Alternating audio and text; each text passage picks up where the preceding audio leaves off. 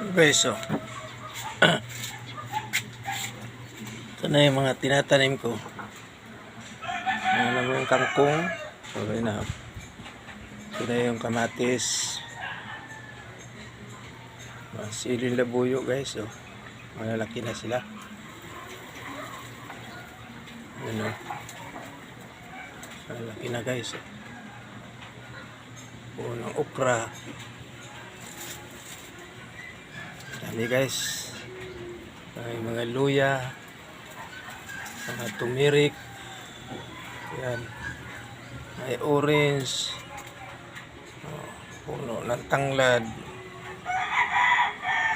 Ito na yung kalamansi ko guys, may bulaklak na rin. Yan, yan silang mga okra ko guys, so malalaki na. Malalaki na guys.